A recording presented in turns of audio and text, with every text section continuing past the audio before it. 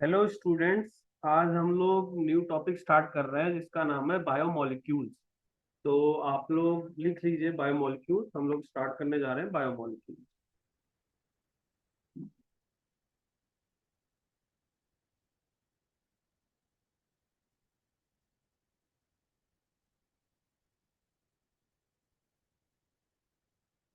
तो देखिए इस टॉपिक में एक्चुअल में आपको पढ़ना क्या है या होता क्या है बायोमोलिक्यूल्स। तो देखिए इसमें हम लोग ना डिफरेंट डिफरेंट टॉपिक पढ़ेंगे, जैसे कार्बोहाइड्रेट्स के बारे में पढ़ेंगे, प्रोटीन्स के बारे में पढ़ेंगे, न्यूक्लिक एसिड्स के बारे में पढ़ेंगे, डीएनए आरएनए। तो बायोमोलिक्यूल्स में एक्चुअल में हम वो चीजें पढ़ेंगे जो हमारी बॉडी से रिलेटेड है, जैसे कार्बोहाइड्रेट हो गया, स्टार्च हो गया, प्रोटीन हो गया, या फिर आपका डीएनए हो गया या आरएनए हो गया, न्यूक्लिक एसिड। तो ये सारे टॉपिक्स हमें इसमें कवर करने हैं। तो अभी हम जो सबसे पहले टॉपिक कवर करने जा रहे हैं जिसका नाम है कार्बोहाइड्रेट। तो आप लोग टॉपिक का नाम लिख लीजिए, कार्बोहाइड्रेट। कार्बोहाइड्रेट। तो देखिए कार्बोहाइड्रेट्स होते क्या है, सबसे पहले आपको ये पता होना चाहिए कार्बोहाइड्रेट्स होते क्या है। तो जैसे ये ग्लूकोज है या स्टार्च है, तो प्लांट से स्टार्च निकलता है, या ग्लूकोज जो होता है, या शुगर केन जो होता है, या केन शुगर, ये सब आपके ग्लूकोज कार्बोहाइड्रेट्स के एग्जाम्पल है। तो सबसे पहले इनके एग्जाम्पल्स लिख लीजिए। एग्जाम्पल्स में आप इस पे केन शुगर लिख सकते हो।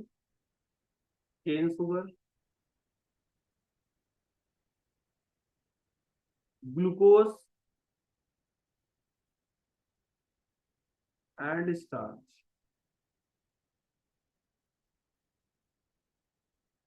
ठीक है, तो ये कुछ एग्जाम्पल्स हैं कार्बोहाइड्रेट्स के। अब ये इनका जनरल फॉर्मूला क्या है, तो देखिए जनरल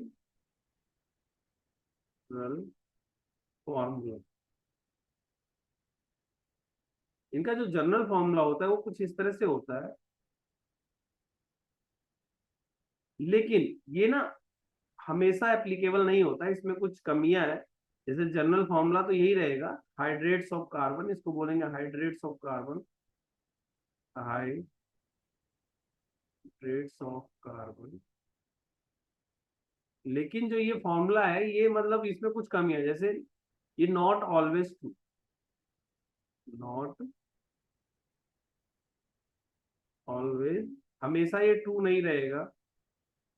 ठीक है, जैसे कुछ एग्जांपल देता हूं मैं, एसिटिक एसिड, एसिटिक एसिड, ये आपका कार्बोहाइड्रेट नहीं है, नॉट कार्बोहाइड्रेट, लेकिन इसमें फॉर्मूला अप्लाई होता है। नॉट कार्बोहाइड्रेट, नॉट कार्बोहाइड्रेट,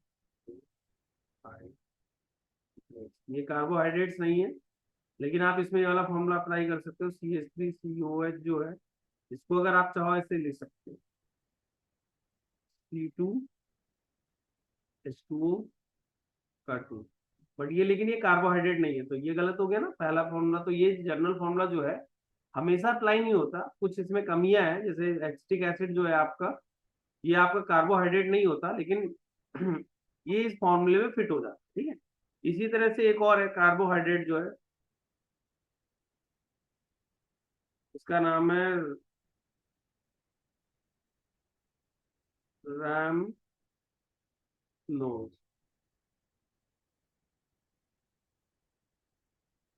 ठीक है, ये कार्बोहाइड्रेट है, carbohydrate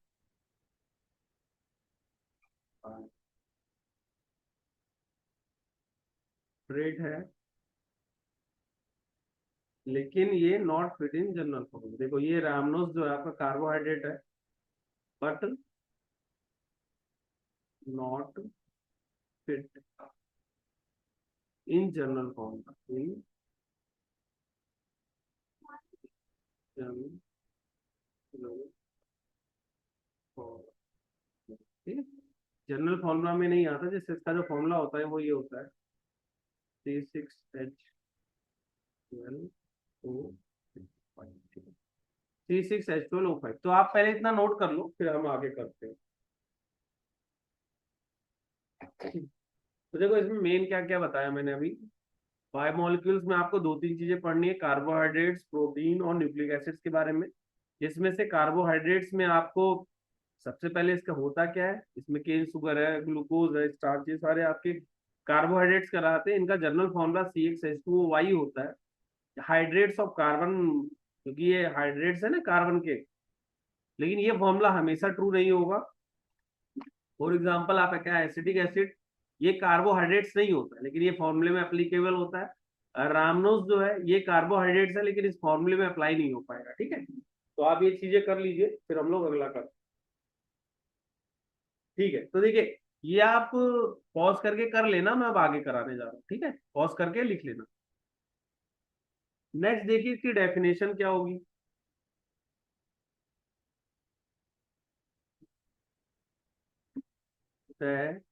definition,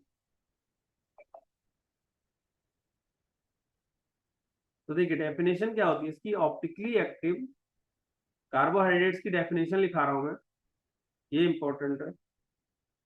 optically, optically active, optically active poly hydroxy, hydroxy aldehyde, aldehyde polyhydroxy, optically active polyhydroxy aldehyde और कीटोन। अभी हम ना जब इसके स्ट्रक्चर बनेंगे तो डेफिनेशन आपको और बेटर वे में समझ में आएगी। अभी आप लिख लो, ऑप्टिकली एक्टिव पॉलीहाइड्रोक्सी एल्डिहाइड और कीटोन, और the compound, compound which which produce produce such units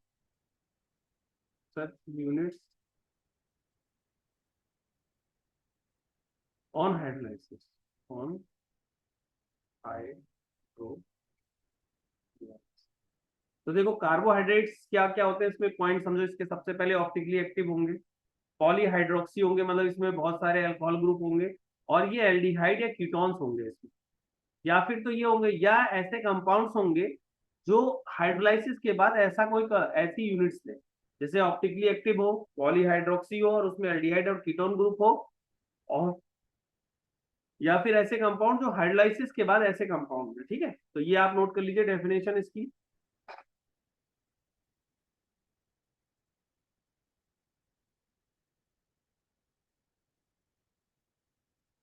अब इसका हम लोग ना क्लासिफिकेशन स्टार्ट करते हैं, क्लासिफिकेशन ऑफ कार्बोहाइड्रेट्स। तो इसका लिखो,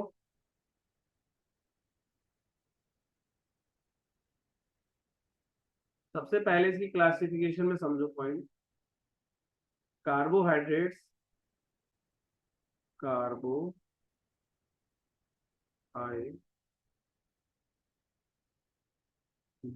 carbohydrates are classified,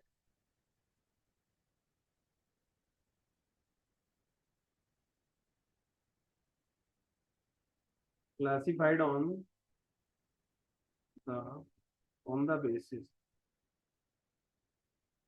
on the basis of their behavior, their behavior, behavior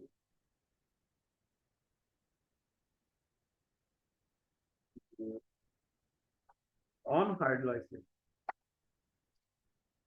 on hydrolysis,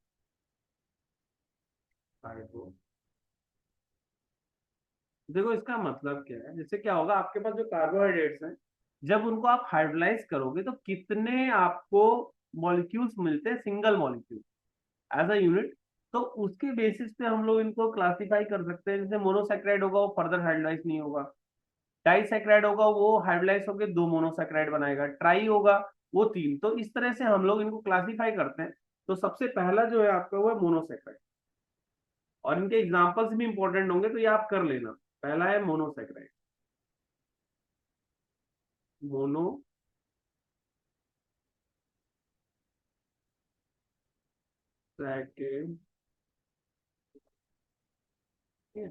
तो पहला हो गया मोनोसेक्राइड्स। मोनोसैकेराइड, एक carbohydrate that A कार्बो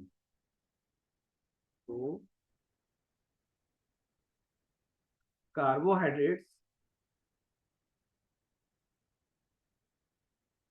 a carbohydrate that cannot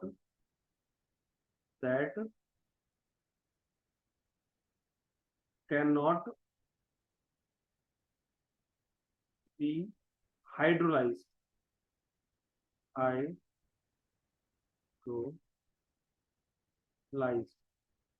further to give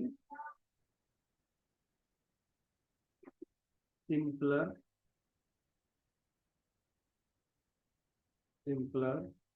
unit of polyhydroxyaldehyde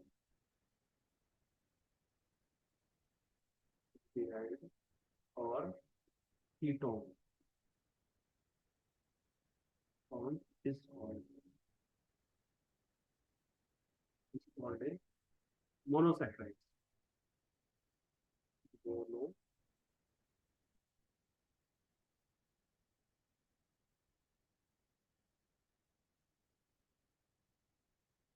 ठीक है।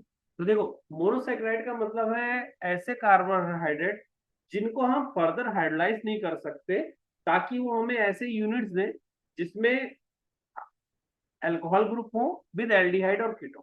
तो आप इसको ऐसे कर सकते हो, carbohydrate that can not be hydrolyse further to give simple unit of polyhydroxy aldehyde और कीटोन।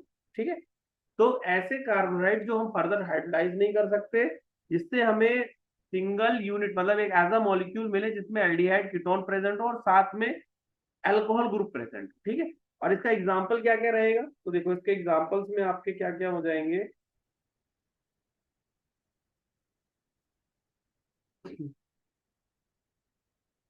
एग्जाम्पल इसका है glucose, glucose, fructose, fructose, glucose, fructose और राइबोज, राइ। तो ये एग्जाम्पल ध्यान रख लेना, ग्लूकोज, फ्रुक्टोज और राइबोज, ग्लूकोज, फ्रुक्टोज और राइबोज, ये आप नोट कर लो, फिर हम लोग आगे चलते हैं।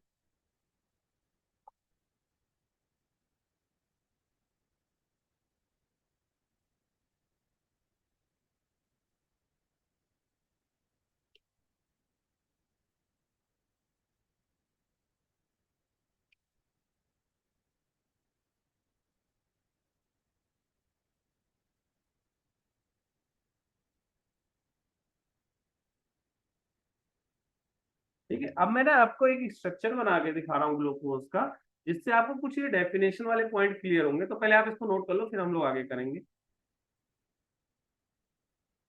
देखो, ग्लूकोज का ना स्ट्रक्चर कुछ ऐसा बना, CHO,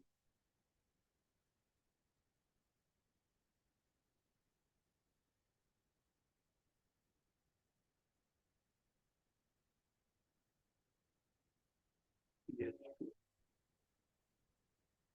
ये OH ग्रुप आ गया, ये H आ गया, ये H2 आ गया, ये H आ गया।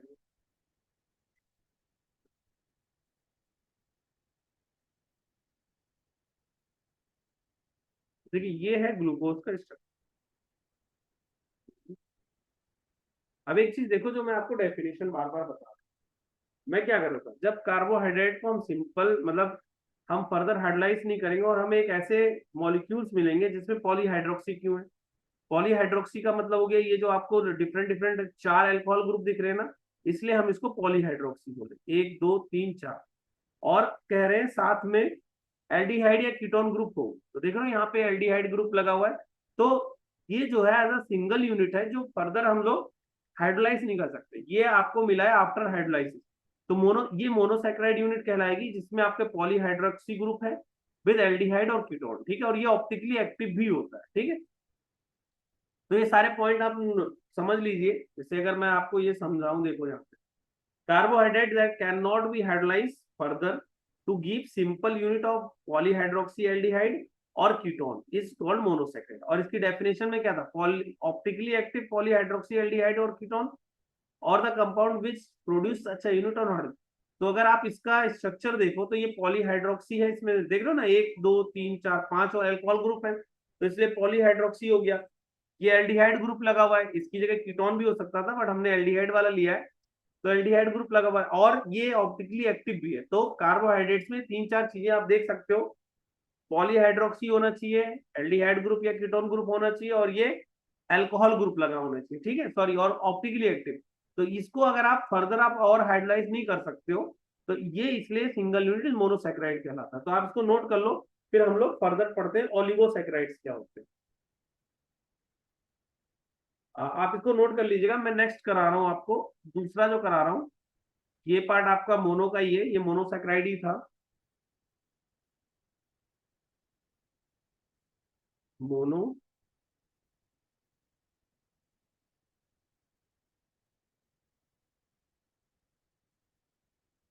ठीक है, मोनोसेक्राइड था। अब नेक्स्ट आप देखिए दूसरा, सेकंड देखिए, ऑलिगोसेक्राइड्स किसे कहते हैं,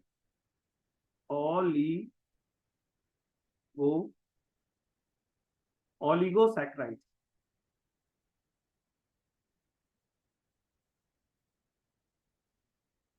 ठीक है। तो ऑलिगोसेक्राइड देखिए, ऑलिगोसेक्राइड्स, ठीक है। अब इसकी डेफिनेशन ये होगी, carbohydrates, carbohydrates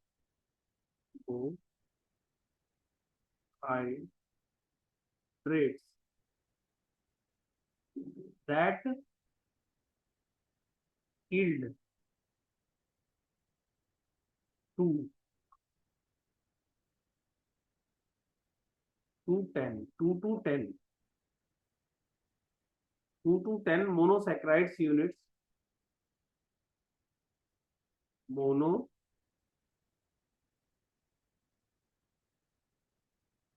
monosaccharide units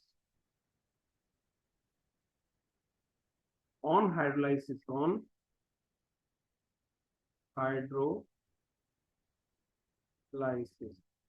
hydrolysis are called oligosaccharides, oligosaccharides।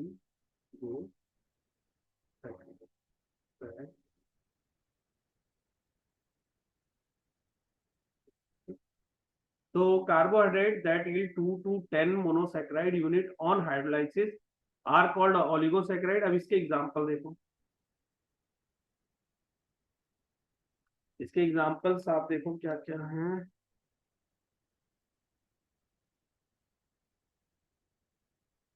सबसे पहले सुक्रोज, अगर आप लो उसको हाइड्रोलाइज करो, जैसे आपके पास है सुक्रोज, सुक्रोज सुक्रोज को जब आप हाइड्रोलाइज करोगे ना, हाइड्रोलाइसिस, इसका जब हाइड्रोलाइसिस करोगे तो आपको मिलेगा इसमें अल्फा डी ग्लूकोज और बीटा डी फ्रुक्टोज। ये हम लोग इसके स्ट्रक्चर्स बाद में डिटेल में पढ़ेंगे, अभी आप लिख लीजिए, सुक्रोज के हाइड्रोलाइसिस से मिलता है आपको अल्फा डी ग्लूकोज और बीटा डी फ्रुक्टोज। अल्फा, ये सब मैं आपको डिटेल में बाद में पढ़ाऊंगा। अल्फा डी ग्लूकोज अभी लिख लो, अल्फा डी ग्लूकोज मिलेगा, ग्लूकोज मिल रहा है, साथ में बीटा डी फ्रुक्टोज मिल रहा है, बीटा डी फ्रुक्टोज मिल रहा है। ये थोड़ा स्पेस का इशू है, मैं नीचे लिख दे रहा हूँ इसको दोनों को।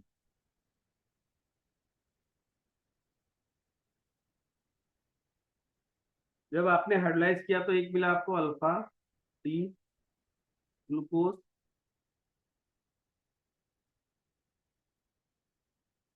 साथ में मिला एक और beta D, beta D, alpha D glucose और बीटा डी फ्रुक्टोज।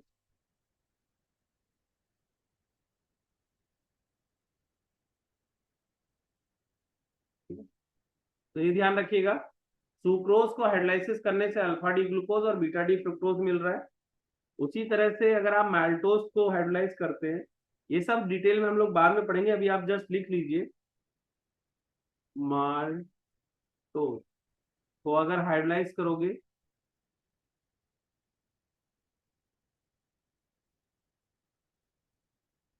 तो आपको मिलता है alpha D glucose, alpha D glucose को, अल्फा डी ग्लूकोज और अल्फा डी ग्लूकोज, दो अल्फा डी ग्लूकोज ही मिलते हैं, तो दोनों अल्फा डी ग्लूकोज,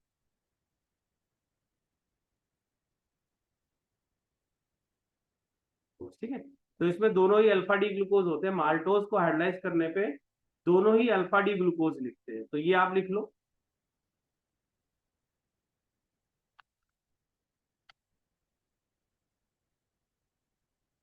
और नेक्स्ट एक और लिख लो आप लोग इसमें, लैक्टोज को अगर हाइड्रोलाइज करेंगे तो क्या मिलेगा। जब आप लोग लैक्टोज को हाइड्रोलाइज करोगे, लैक्टोज को जब हाइड्रोलाइज करोगे, हाइड्रो तो आपको मिलता है बीटा डी ग्लैक्टोज और beta D glucose, beta D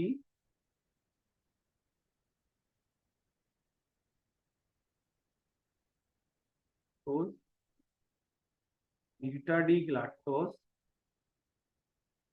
और beta D beta D galactose, beta D galactose है, और साथ में बीटा डी ग्लूकोज है। तो ये आप नोट कर लीजिए, तीन कराए मैंने, सुक्रोज, माल्टोज और लैक्टोज। इनका आपको याद भी रखना है कि हाइड्रोलाइसिस के बाद क्या मिल रहा है। सुक्रोज में हाइड्रोलाइसिस के बाद alpha D glucose beta D fructose मिल रहा है। माल्टोज में हाइड्रोलाइसिस के बाद अल्फा डी ग्लूकोज और अल्फा, दोनों अल्फा डी ग्लूकोज मिलते हैं। लैक्टोज में दोनों ही बीटा डी लैक्टोज हो। तो ये सब आप लिख लो। इसमें एक बीटा डी ग्लैक्टोज है और दूसरा बीटा डी ग्लूकोज है, ठीक है। तो लैक्टोज में एक alpha D beta D galactose है और दूसरा बीटा डी ग्लूकोज है, तो ये आप नोट कर लो। फिर अब हम लोग अगला पढ़ने जा रहे हैं।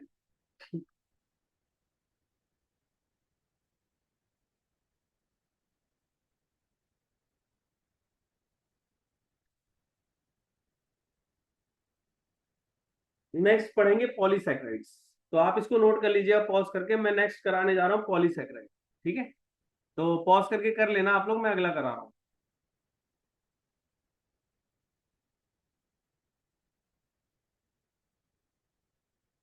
नेक्स्ट आप लिखिए तीसरा पॉलीसैकेराइड, पॉलीसैकेराइड्स,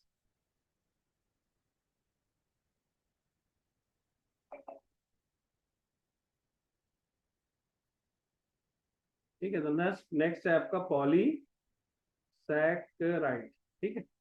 तो carbohydrates which carbohydrate hydrates carbohydrates which yield yield a carbohydrates which yield a large number of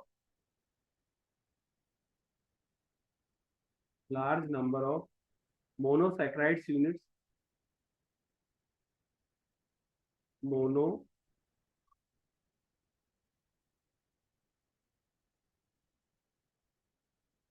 monosaccharides units on hydrolysis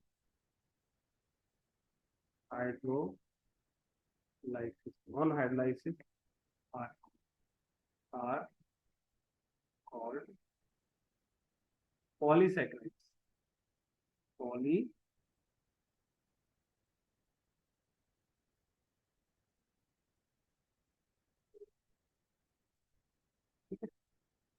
तो देखिए पॉलीसैकेराइड का मतलब वो ऐसे कार्बोहाइड्रेट जिनको जब आप हाइड्रोलाइज करोगे तो आपको बहुत सारे मोनोसैकेराइड्स यूनिट्स मिलेंगे। मोनोसैकेराइड्स आपको मैंने पहले ही समझा रखा है। तो carbohydrates which yield large number of monosaccharide unit on hydrolysis are called polysaccharides. इनके एग्जांपल्स क्या क्या हैं? इनके एग्जांपल्स लिखिए। स्टार्च,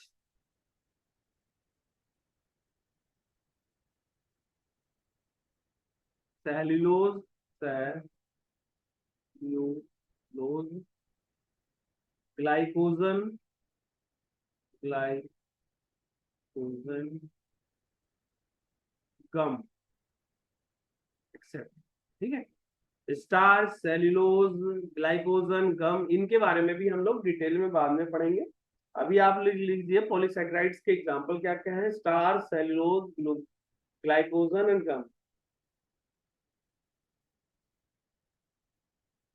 इसमें एक पॉइंट और याद कर लीजिएगा, पॉलीसैकेराइड्स जो होते हैं ना, ये टेस्ट में स्वीट नहीं होते, इसलिए हम नॉन शुगर बोलते हैं इनको, पॉलीसैकेराइड्स।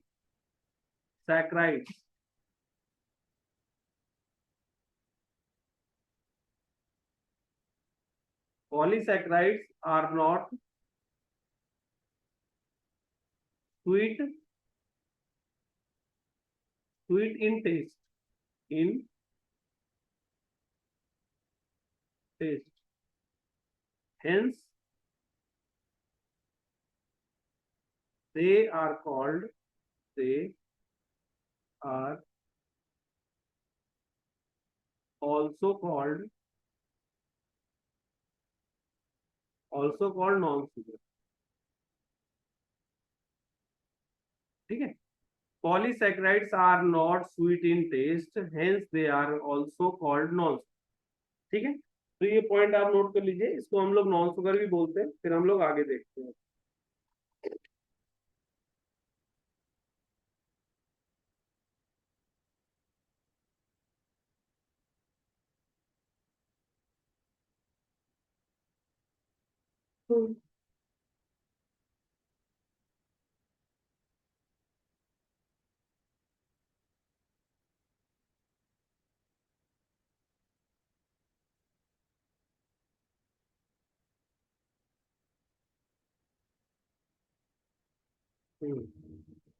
तो इसको नोट कर लीजिए, फिर हम लोग आगे करते हैं।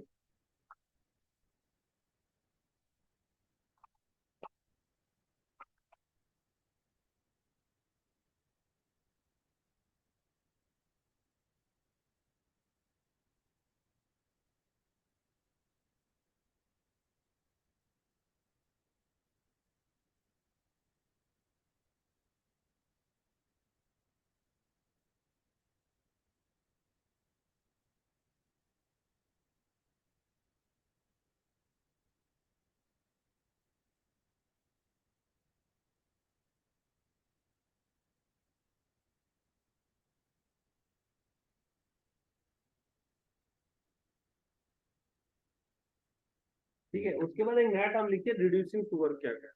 अब इसको आप कर लीजिएगा, पॉज करके मैं आगे करा रहा हूँ। नेक्स्ट है आपका रिड्यूसिंग शुगर क्या हो, इसमें टर्म लिखिए नेक्स्ट, रिड्यूसिंग शुगर क्या हो, reducing sugar.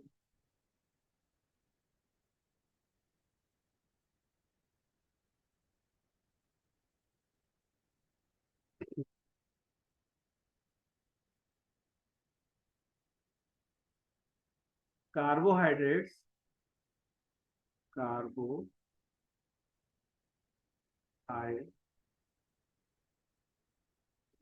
Carbohydrates which reduce, carbohydrates which reduce toluene and Fehling solution, Fehling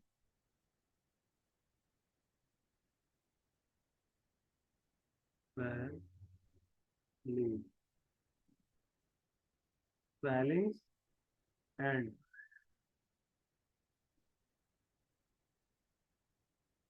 toluene solution, toluene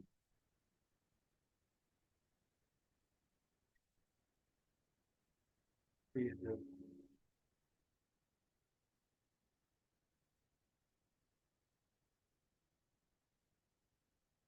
then are called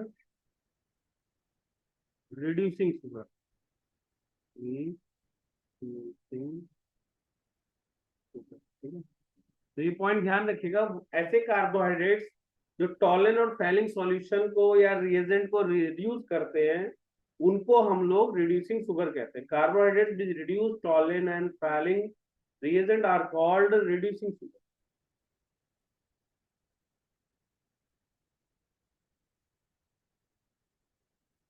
इसके बाद एक पॉइंट और ध्यान रखिएगा, जितने भी मोनोसेक्राइड यूनिट होते, ऑल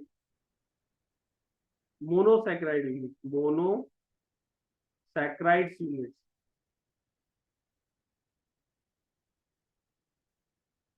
all monosaccharides units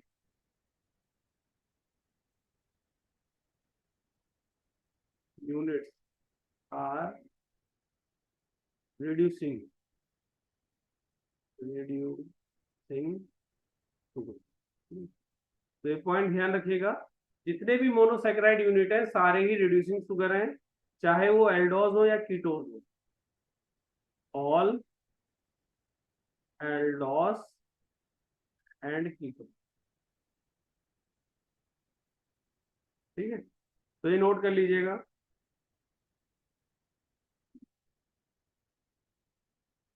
अभी एल्डोस कीटोज क्या होते हैं, ये लिख लो। एक monosaccharide unit, mono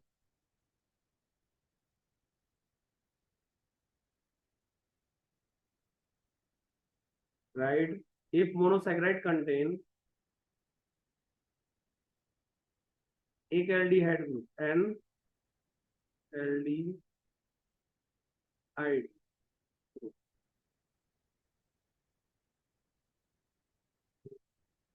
it is known as aldose, it is known as aldose, as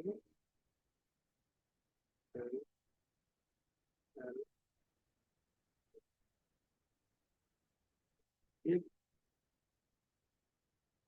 monosaccharide unit, monocyte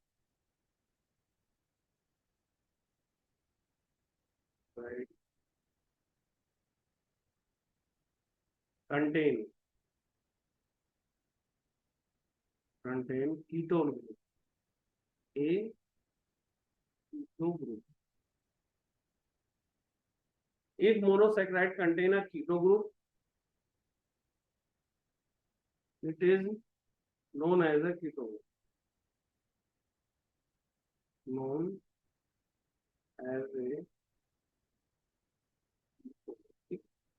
तो ये आप नोट कर लीजिए, फिर हम लोग आगे करते हैं।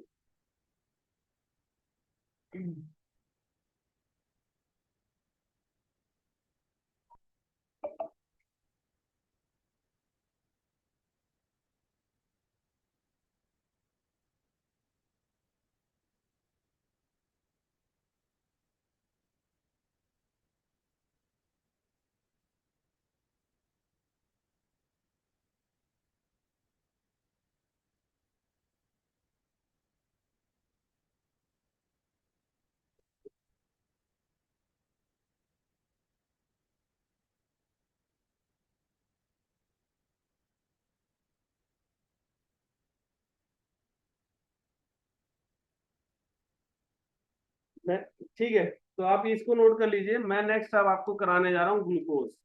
यहाँ पे ना एक चीज और आप याद कर लेना, रिड्यूसिंग शुगर कौन कौन से होते हैं और नॉन रिड्यूसिंग कौन कौन से होते हैं।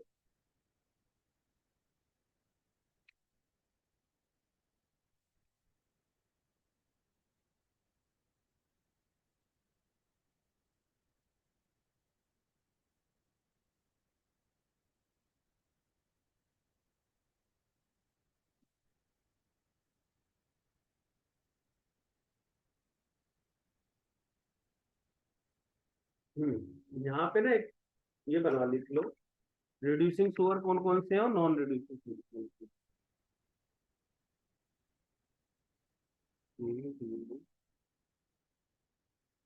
Thing sugar. देखो, रिड्यूसिंग शुगर में आप लिख लेना लैक्टोज को और माल्टोज, लैक्टोज और माल्टोज और माल्टोज।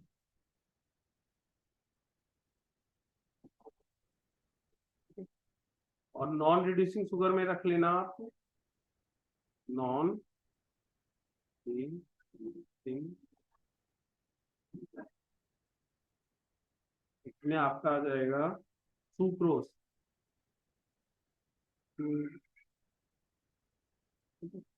तो ये ध्यान रख लेना, रिड्यूसिंग शुगर में आपका लैक्टोज और माल्टोज है, नॉन रिड्यूसिंग शुगर में आपका सुक्रोज है। ठीक है, नॉन रिड्यूसिंग शुगर सुक्रोज हो गया, रिड्यूसिंग शुगर में लैक्टोज और माल्टोज हो गया। तो ये आप नोट कर लीजिए, फिर हम लोग प्रिपरेशन देखते हैं।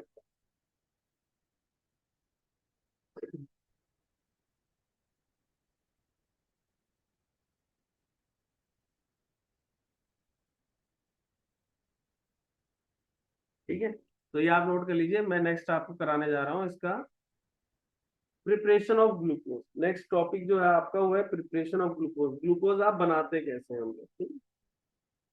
तो टॉपिक का नाम लिखिए preparation of glucose.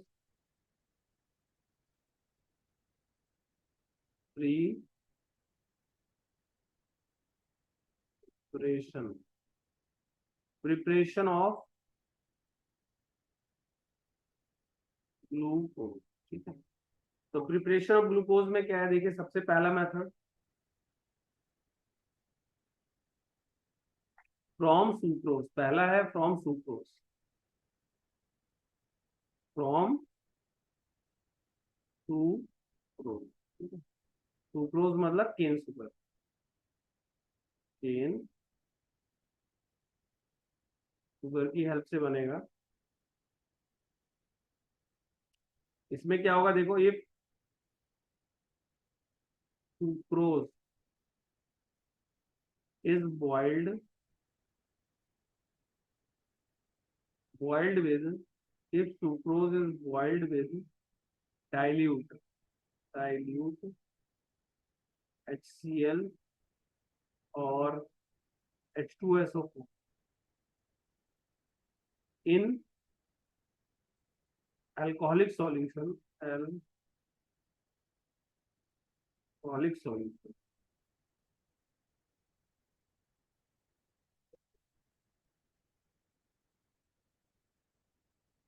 if sucrose is boiled with dilute HCl or H2SO4 in alcoholic solution, glucose, glucose and fructose are obtained. Fructose are obtained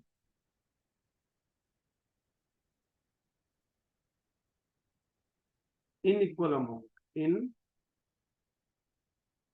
equal amount। ठीक है, तो ये आपका जैसे सुक्रोज है C12H22O11, ठीक है, ये सुक्रोज है आपका, सुक्रोज है। इसको हमने हाइड्रोलाइज किया in the presence of H2O, acidic medium में। ठीक है,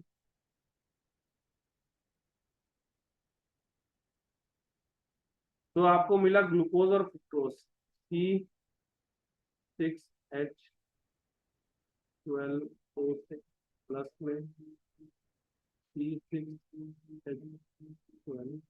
देखो इनका फॉर्मूला सेम है बट स्ट्रक्चर अलग होता है, जैसे ये जो दोनों है ग्लूकोज और फ्रुक्टोज, फॉर्मूला सेम है बट स्ट्रक्चर अलग रहेगा। Glucose, glucose fructose.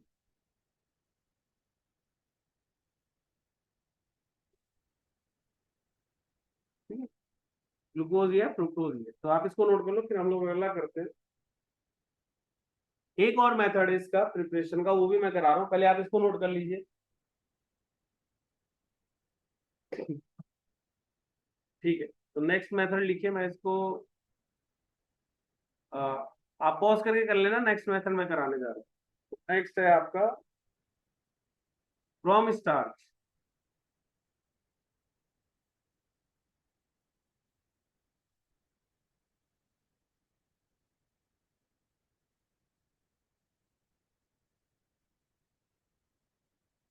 नेक्स्ट देखिए, commercially glucose is obtained, commercially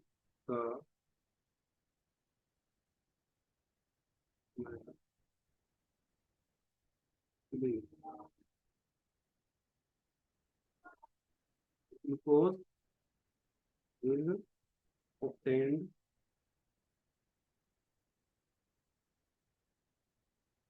by commercially glucose is obtained by hydrolysis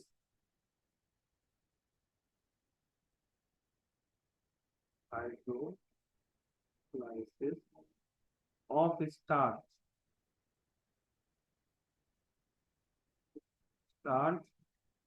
by boiling it,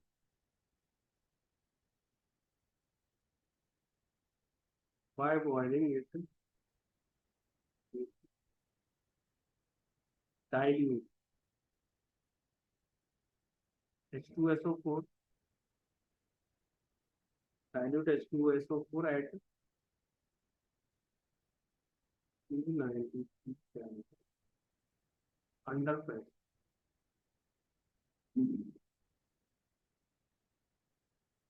ठीक है, commercially glucose is obtained by hydrolysis of starch by boiling it with dilute HCl, sorry, dilute H2SO4 at 393 under Kelvin under pressure. तो ये starch का formula होगा C6H10O5,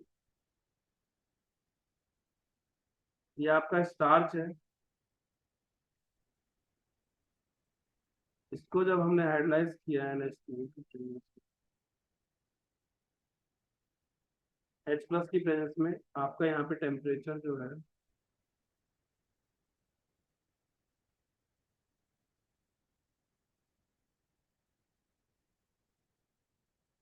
393 kelvin और 2 से 380, तो इससे आता है N6H12O6। तो आप इसको नोट कर लीजिए। तो देखिए, आज हमने क्या किया, सबसे पहले कार्बोहाइड्रेट्स की डेफिनेशन देखी, फिर उसकी क्लासिफिकेशन देखी, उसके बाद हमने इसका प्रिपरेशन देखा। अब नेक्स्ट क्लास में हम लोग इसकी स्ट्रक्चरल एस्पेक्ट को पढ़ेंगे। तो अभी मैं इतना ही करा रहा हूँ, आप लोग कर लीजिए। नेक्स्ट क्लास में हम इसका पूरा स्ट्रक्चर से रिलेटेड करेंगे। चलिए, थैंक यू, कर लेना आप लोग इसको, ठीक है।